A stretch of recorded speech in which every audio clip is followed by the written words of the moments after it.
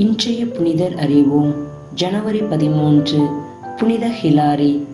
வாழ்க்கையின் உண்மை ரகசியம் எது என்ற வினாவிற்கு விடை காண திருவிவிலியத்தை படித்து தமக்கு பொருத்தமான விடைகளை பெற்றுக்கொண்ட வேற்று மதத்தவர்தான் ஹிலாரி. இவர் பிரான்ஸ் நாட்டில் பாய்டியாஸ் என்னும் இடத்தில் வேற்று தெய்வங்களை வணங்கக்கூடியவராக இருந்த பெற்றோருக்கு பிறந்தவர். இவரது பெற்றோர்கள் இவருக்கு நல்ல கல்வியை தந்தார்கள். உயரிய படிப்பாக கருதப்பட்ட அனைத்தையும் கற்றுத் தேர்ந்த இவர் தாம் கொடையாக பெற்ற வாழ்வை நினைத்து மிகுந்த பெருமிதம் கொண்டார். தமது வாழ்வின் பொருள் என்ன, மனித வாழ்வின் இறுதி இலக்கு என்ன, இதற்கான விடைகளை தேடி திருவிவிலியத்தை வாசிக்க தொடங்கினார். அவரது தேடலுக்கான விடை விவிலியத்தில் கிடைத்தது. விடுதலை பயண நூலில் அதிகாரம் 3 இறை வார்த்தை 14 இருக்கின்றவராக இருக்கின்றவர் நானே என்று மோசேயின் கேள்விக்கு கடவுள் பதில் கூறியதை வாசித்தவுடன் மிகுந்த வியப்படைந்து இதைவிட சிறந்த பதில் வேறொன்றுமில்லை என்பதை உணர்ந்தார். அவ்வாறே திருப்பாடல்கள், இறைவாக்கினர் நூல்கள் இவற்றையெல்லாம் வாசித்த வேளையில் கடவுளுடைய பேரன்பு, வலிமை, இரக்கம் மற்றும் அவரது அழகை கண்டு வியந்தார். உமது ஆற்றலை விட்டு நான் எங்கே செல்லக்கூடும் என்ற திருப்பாடல் வரிகளை வாசித்த வேளையில் கடவுள் எங்கும் நீக்கமர நிறைந்துள்ளவர், எல்லாவற்றிற்கும் முழுமுதல் காரணமாய் இருக்கிறார் என்பதை உறுதி செய்து கொண்டார். தனது 30வது வயதில் திருமுழுக்கு பெற்ற இவர் தனது கருத்தாழமிக்க எழுத்துக்களாலும் வளமிகுந்த பேச்சாற்றலாலும் தன் வாழ்நாள் முழுவதும் கிறிஸ்தவ மறையை பரப்பினார்.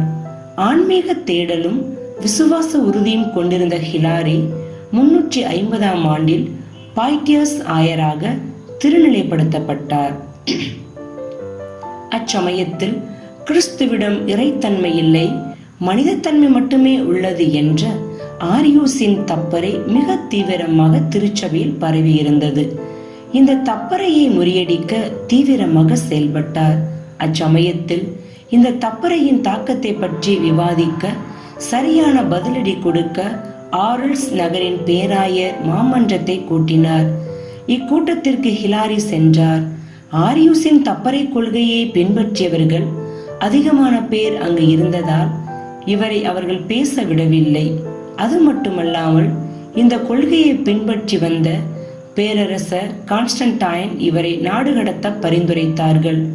பேரரசனும் ஹிலாரியை சிறிய ஆசியாவிற்கு நாடு கடத்தினான். சிறிய ஆசியாவில் 3 ஆண்டுகள் தங்கியிருந்தார்.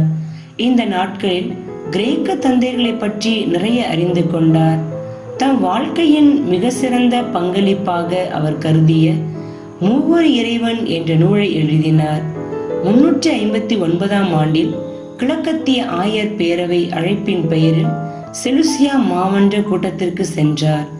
பிறகு அங்கிருந்து ஆயர் பேரவையின் பிரதிநிதியாக கொன்ஸ்டாந்தினோபிலுக்கு சென்றார். யாருடைய குரலுக்கும் செவிமடுக்காத பேரரசன் ஹிலாரியின் விளக்கங்களை கேட்க மறுத்து தனது தப்பறை கொள்கையிலேயே நிலைத்து நின்றான். இதனால் 361ஆம் ஆண்டு அங்கிருந்து பிரான்ஸ் நாட்டிற்கு திரும்பினார்.